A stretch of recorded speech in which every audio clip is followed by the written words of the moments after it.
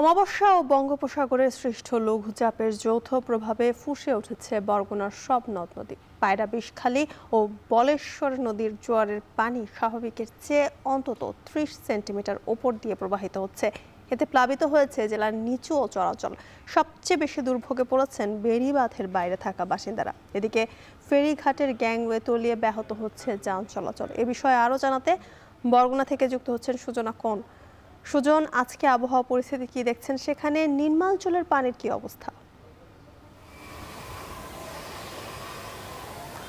জ্যোতিকা, সকাল থেকে কিন্তু বরগুনায় এখন পর্যন্ত বৃষ্টি হয়নি, তবে মেঘলা আকাশের পাশাপাশি কিন্তু প্রচণ্ড রোদের কিন্তু ঝলকানি আমরা দেখতে পেয়েছি। এবং আমরা গতকালকেও কিন্তু দেখেছি যে এই যে দুপুরের সময়টায় যে অমাবস্যার যে জোয়ার, সেই জোয়ারের পানি কিন্তু পানি উন্নয়ন বোর্ড জানিয়েছে যে ৩০ সেন্টিমিটারের ওপর দিয়ে, অর্থাৎ বিপদসীমার ওপর দিয়ে কিন্তু প্রবাহিত হচ্ছে। আমরা দেখতে পেয়েছি যে ২ থেকে ৩ ফুট পানি কিন্তু বৃদ্ধি পাওয়ায় কিন্তু নিম্নাঞ্চল প্লাবিত হয়েছে। বিশেষ করে বরগুনার পায়রা, বিষখালী এবং বলেশ্বর এই ৩ নদীর যে বেড়িবাঁধ রয়েছে, সেই বেড়িবাঁধের যারা ভেতরে কিংবা বাইরে বসবাস করে, অর্থাৎ ভেতরের মানুষজনও কিন্তু আতঙ্কের মধ্যে থাকে এবং বাইরের মানুষ কিন্তু এই যে প্লাবিত হওয়ার ফলে কিন্তু তারা বেশ দুর্ভোগে কিন্তু আমরা রয়েছে, সেটিও কিন্তু আমরা দেখতে পেয়েছি। এবং যারা বেড়িবাঁধের বাইরে বসবাস করে তারা কিন্তু বেশ কয়েকটি অভিযোগ করেছে। তারা যেমনটি বলছেন যে বারবারই তারা অভিযোগ করেছেন যে প্রতি বছরই যে বেড়িবাঁধ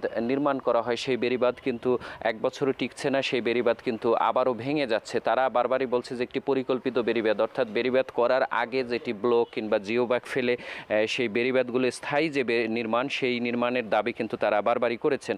অন্যদিকে কিন্তু আরেকটি বিষয় জানিয়ে রাখি, বরগুনায় কিন্তু ১ লাখেরও বেশি কিন্তু জেলে মানুষ কিন্তু জেলে পেশার সঙ্গে জড়িত। বিশেষ করে এই ভরা মৌসুম চলছে ইলিশের, এই সময়টায় ইলিশের আহরণ কিংবা জেলেদের জালে কিন্তু ইলিশ বেশি আহরণ হয়, যার কারণে এই সময়টা আসলে বসে থাকার মতো অবস্থা জেলেদের নেই।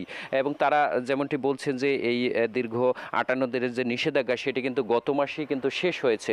এবং শেষ হওয়ার পর থেকে কিন্তু তাদের আশা ছিল যে এই ভরা মৌসুমে তারা পর্যাপ্ত ইলিশ সংগ্রহ করবে। সেটি কিন্তু আসলে এই পরপর ২ বার যে বৈরী আবহাওয়ার কারণে সেটি কিন্তু ব্যাহত হচ্ছে, যার কারণে আর্থিকভাবে লোকসানও পড়েছে দেশের দ্বিতীয় বৃহত্তম মৎস্য অবতরণ কেন্দ্র পাথরঘাটা বিএফডিসি ঘাট। তো এই ছিল আমার কাছে বরগুনা থেকে সবশেষ। বিস্তারিত জানাতে যুক্ত ছিলেন সুজনা কোন।